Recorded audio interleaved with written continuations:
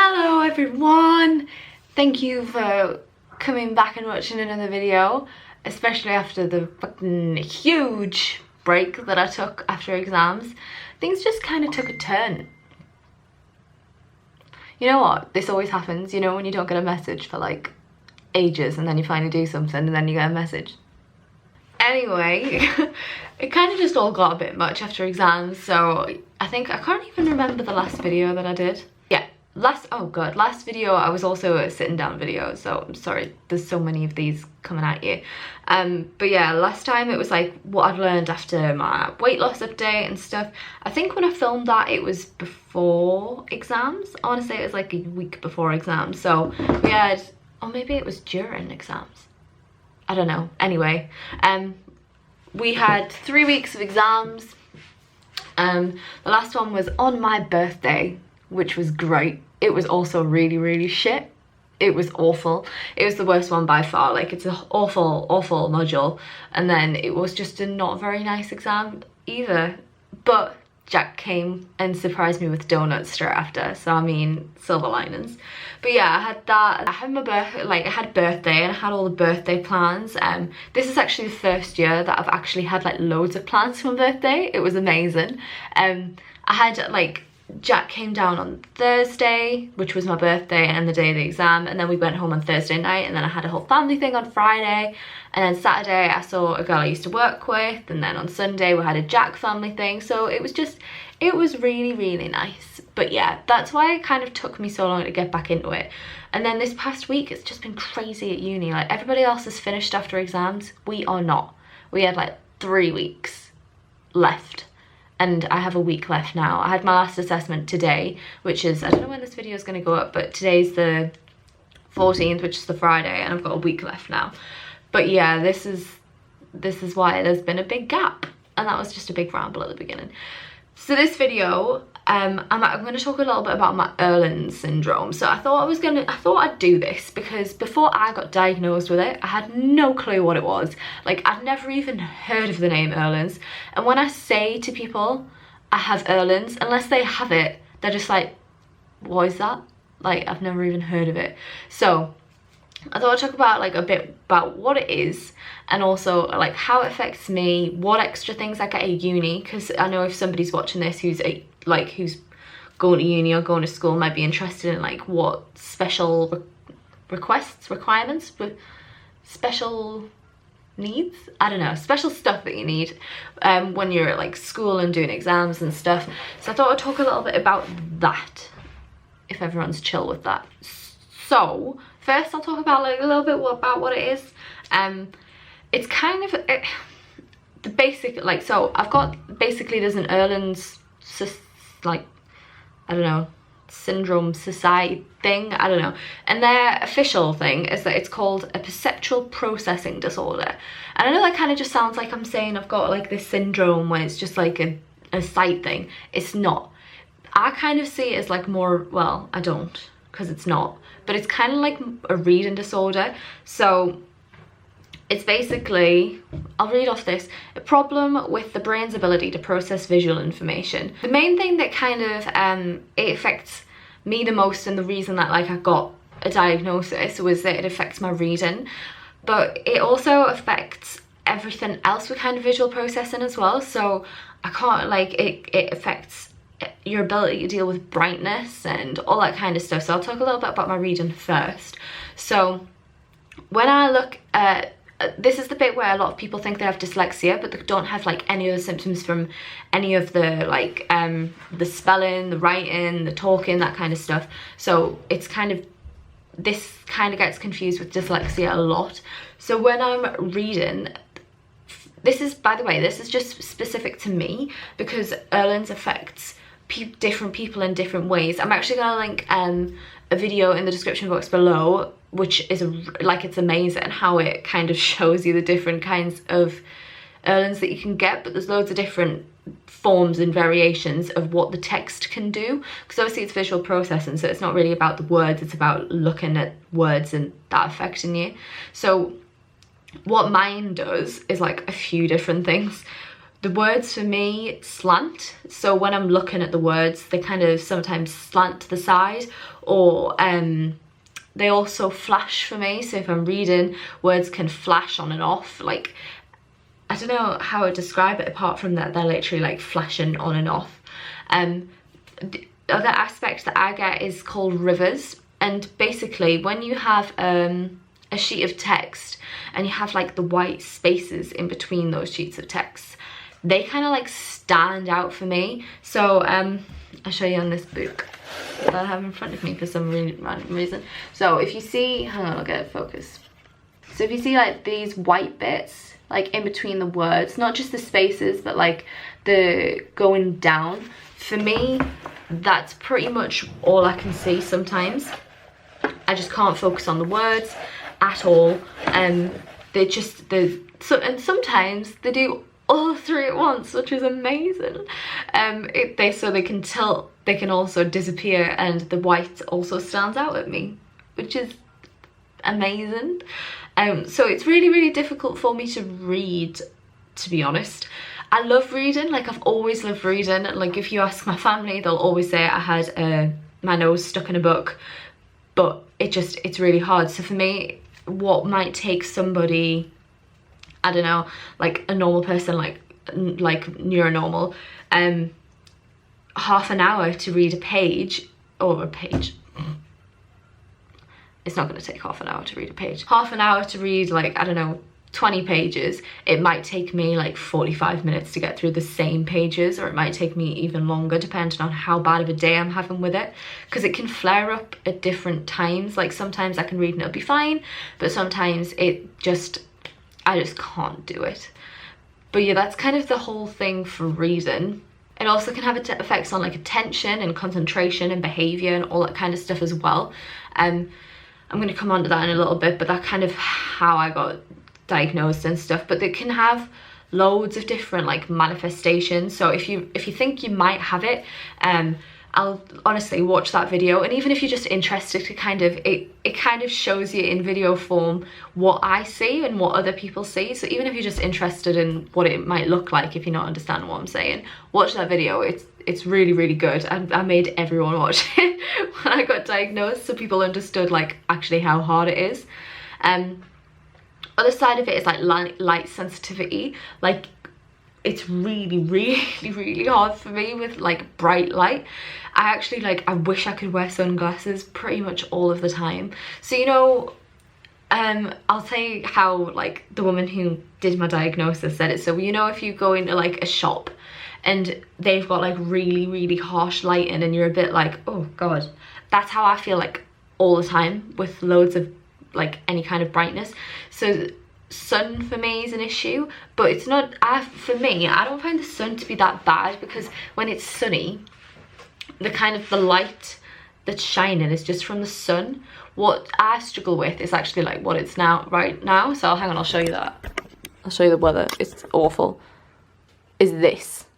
So I know it doesn't look bad. To you, it's probably just like a normal cloudy day. But for me, when it's all white and it's all grey, or it's just like there's cloud everywhere and there's light reflecting off everywhere, I hate it. Like it's really hard for me. I wish I could wear sunglasses, but I think a lot of people would think I'm being like a diva, or I don't know, just being weird wearing sunglasses all the time. But yeah, light sensitivity is a huge thing for me. Another one that I don't really struggle with it, but another symptom that I've been told is a problem with Irlen's is depth perception. So you can actually struggle with knowing how far away things are, so you might bump into things a lot and all that kind of stuff. I mean, I'm pretty clumsy, so maybe I do get it a little bit, but I feel like I'm quite good with my depth perception, but that can be another symptom that you can get. So that's kind of Irlen's. I hope I've said what it is in a simple form. So just to clarify, it's visual stress. That's the like, what's the word I'm looking for? That's another name for it, is visual stress. It can be problems with brightness, reading, and depth perception, which I don't really get. Coming on to how I was diagnosed. Oh, hang on. I'll go through what I get first now that I have been diagnosed, because getting it diagnosed might lead me into a little bit of a rant. So with reading, it's really similar to dyslexia, where you get an overlay. So hang on, I'll find mine. Mine are a bit minging, I'm not gonna lie. They're not very clean, I need to clean them. But these are what I get to put over sheets of paper. You can cut them up. I was actually meant to make like a ruler out of mine, because I struggle with staying on the same line, because the words are just going everywhere. And obviously with the white flashing, I concentrate on the wrong bit of the page because the white's coming at me and then I'll go all over. So I actually was meant to make a ruler. So once you get them, they're kind of yours, but you've got to kind of keep them the right colour. The right colour? You got to keep them clean. I got them. I'm allowed to take them into exams and all that kind of stuff. They help me with my reading, and basically, right, with the colour, I know they're pink. I wish they weren't pink, because I'm not, well, I'm saying I'm not the biggest fan of pink, but she's sitting here with pink hair. But basically, in my diagnosis, I went through all the different colours of the overlays and picked which ones worked for me best. You get different colours that work for you best for the overlay. I'm not really sure if this is the same with dyslexia. I don't know a lot about dyslexia, I'm not gonna lie. So it might be the same with dyslexia, I'm not sure. But I think I've only ever seen people with blue ones for dyslexia. But I know for Irlen's, you can have all of the colours can work for different people. It just so happens pink works for me. But that can change after a while as well. So I got told you got to go back like every year to make sure your colour hasn't changed, and then you might need a new one. So like pink's my colour now, but I could change to like green in a few years time, or even like next month.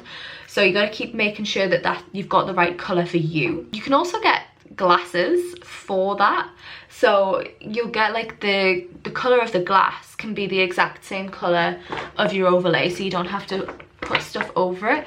And I actually didn't know this, but people, really famous people who have Irlen's, that's why they wear coloured glasses. So I think, who was it? Was it Bono?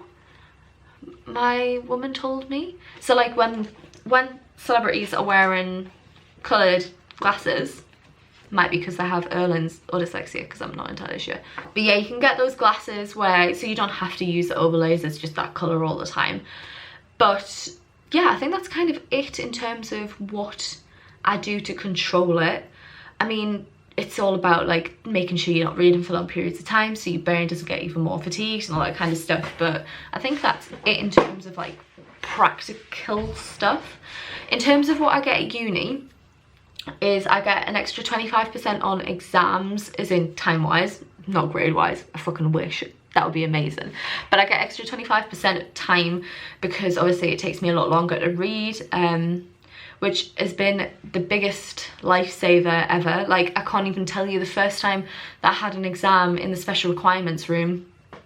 You also get put in, I get put into a smaller room, so there's not like, I used to do like exams in a massive like gym hall. Now I do them in a classroom, so there's literally like, I want to say 20 of us in there at the most, which it just, I can't even, it's just so much better. The extra time just, it means I don't have to panic about reading and all that kind of stuff. So yeah, I get an extra 25% on time. I can get the occasional extension or a deadline with like no questions asked, really, which is great. I haven't had to use that this year yet. I only got diagnosed in the first term of this year, so I have had it for like a full, I've had these requirements for like the full term, the full year, so I haven't had to use that yet, but I know it's there, which is amazing, because it can just take so long to get through the reading that you need to get through for certain stuff. Like it's a lot. But I get that. I also get my exam sheets printed on white paper instead of the usual pink, because obviously if I get pink paper and then I put this over, it's going to be the wrong colour, whereas white paper with that's my colour. So I get white paper to use these for. And I think that's it. And that's it. It's on my profile, so obviously if I ever ask a question, I can like ask lecturers to print stuff out for me and different things and all that kind of stuff, and that's what I get at uni. It's really, really useful. Like it really, really made a difference. Now I think I'm going to come on to the, like how I got diagnosed, because that's a bit more personal. Where do I start? So basically I'm not going to go into too much detail on this bit because there's still a lot of ongoing stuff, but I was seeing a woman at disability for something else, and I was talking to her about how I was feeling. And this is the disability services at uni, by the way. They're not kind of like therapists or anything. It's literally just people you go to like see to make sure you've got the right requirements around you and all that kind of stuff at uni. So yeah, I was seeing her about, I saw her once a week for 3 or 4 weeks, just for something else. And when I was telling her how I was feeling and what was happening, she actually suggested, have you ever had a diagnosis for Irlen's? And I had no clue what it was. Like, I had no idea what it was. And then she was like, well, it's this kind of a thing. This is what it is. When you say your words are slanting, that sounds like it could be Irlen's. So why don't you go get why don't you go get tested for it? And we're actually really lucky in terms of at University of York, we have a lady in disability services who's qualified to diagnose. So she was like, I'll book you an appointment in with her. It's free and you can just get it sorted. If you don't have it, you don't have it. If you do, we can start making like a personal support plan for you because you'll have an official diagnosis. So I was like, all right, okay. And then I got that appointment with her. I don't think I've read much about it beforehand because I didn't want to like bias myself for it, kind of thing, if that makes sense. I don't know, I feel like when you do psychology and stuff, you just like, you can pick things out and be like, oh yeah, maybe, but I didn't want to bias myself for it. So I went in with this appointment with the lady, and in the testing, I can't remember how she started it actually.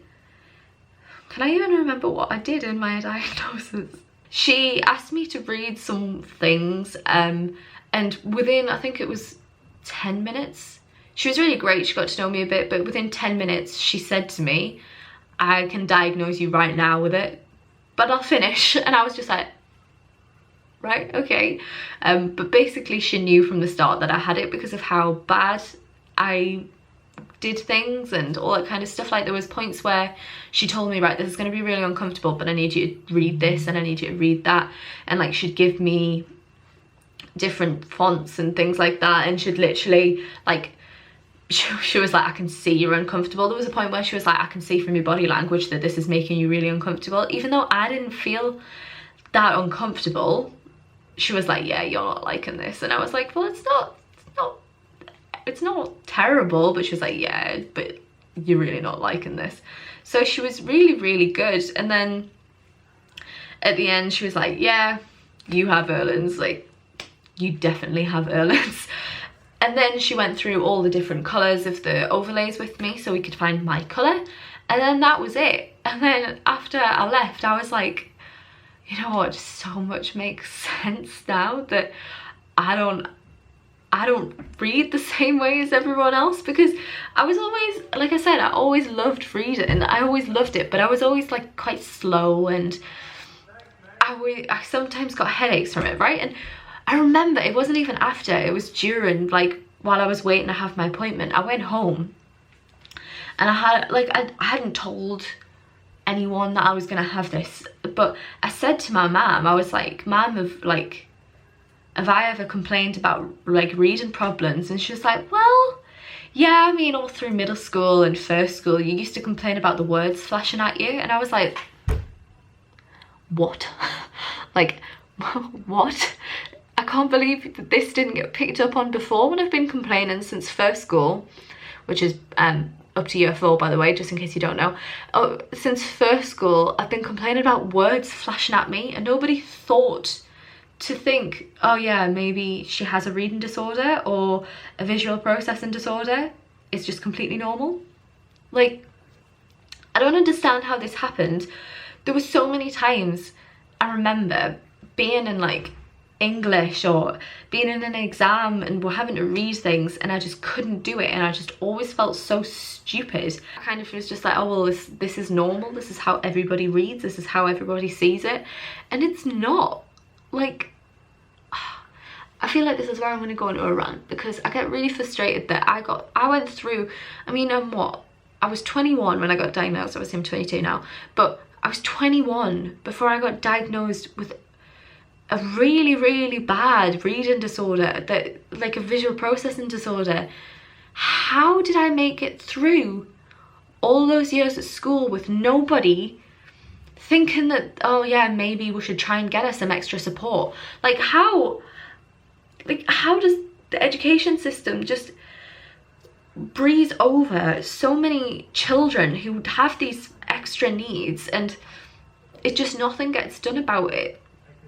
Like, how many times did I go through exams when I was reading these questions and I couldn't read it, and that affected my answers and all that kind of stuff, and there was actually something wrong and nobody even picked up on that, and I complained about it. Like, well, I can't remember that much, but my parents have told me that I used to complain about reading problems and nobody in the schools picked up on that. Like, I don't understand it. Like, schools need to be taught more. I understand that it's different now. It's a while since I've been in school, but schools need to be taught more to pick up on these kinds of things. And I'm not just talking about reading disorders like dyslexia or Irlen's or any of the others, but things like ADHD and autism and intellectual disability and all that kind of stuff. Like, schools need to be taught to look for this kind of thing, because I just went through so much shit. Like, last year in my exams at uni, I literally cried in 2 of them because the words were just flashing at me so much. Like, it wasn't because I didn't know the question, it was because I couldn't read the question. I literally cried because I couldn't read the question, and I thought that was normal. Like, why did I suffer for that long when I could have just had this diagnosis, got my overlays earlier, got glasses? By the way, these glasses, they don't have any kind of like lens correction kind of thing. It's just coloured lens. But I could have got those glasses, and I feel like it just could have gone so much better for me in school if I'd had this diagnosis earlier, because I didn't want to do any revision when I was in GCSE and A-level. Like, A-level went terrible for me. Like, it did not go well. And it was because I didn't want to read anything, and it was because I thought that I was just stupid for not understanding the question, when it wasn't. It was because like, looking back on it now, I can see it was because I couldn't read the question. Never mind understand what it was trying to say to me. Like, it would literally take me 6 times of trying to read this short question to actually understand what on earth it was going on about. Not like the concept, but just the words. And it's just, it breaks my heart to know that there's so many other kids that could be going through this and not think that there's anything wrong because nobody talks about it and teachers aren't trained. Like, I'm not blaming teachers. Like, I understand teachers have so much on their plate and they're already working way too many hours than they should be, but that's a different run. But they don't go on giving the training to recognize this kind of stuff. They're just, I don't know, I feel like mental health has become such a big thing now, and I love that. Like, it's amazing. Teachers are taught to train up on like depression and all that kind of stuff, but disorders are just still so behind on what they need to recognize. And I feel like unless a child is literally like, I can't read, they're just, I don't know, they're just skimmed over. And I suffered for so long thinking I was just stupid and that I couldn't get through anything. And I remember even at Muckle, which was the law firm I used to work at, I was doing some apprenticeship work, and my boss, who was a brilliant lady, like, this might reflect on her bad, but it really wasn't. It was just because she didn't understand what was going on in my head. But I remember reading some of my coursework for my apprenticeship and me going, Andy, I just don't understand what it's saying. And she was like, what do you mean? I was like, I just can't understand it. And she was like, but why? And I was like, because I can't read it. And I mean, yeah, I just think if I found out in school, things would have been a lot different for me. But yeah, that's kind of my diagnosis story. I was just a bit, when I found out I had it, a lot of things made sense to me that I couldn't read. And you know what, it's just so much, it's not that I have an excuse now, but I do. Like, I have a reason that is valid for why I can't read quick and why it takes me a while, and people understand more than me just going, I can't read, when I can read, obviously, but I can't read, if that makes sense. But yeah, that's kind of my story. I'm gonna stop rambling because this video went on a lot longer than I thought it would. But if anyone has any questions about this, you think you might have Irlen's, or you're newly diagnosed, or anything that's made you found this video, just let me know any questions you have or any coping strategies you might want, or anything. Like, I'm completely happy to talk to anyone. I hope that if you found this video because you were completely interested in Irlen's, and you thank you for sticking with the little ramble at the beginning. If you're a normal subscriber and you're just interested in this, thank you for watching it, because I think more people need to know what it is. Because like I said, I haven't met anybody who knows what it is unless they have it. So thank you for sticking with me. I shall see. I'm gonna get back to my weekly uploads now. So if you have any suggestions, please let me know. Thank you for making it to the end of this very big rant, and I shall see you next week. Have a lovely week, chickpeas.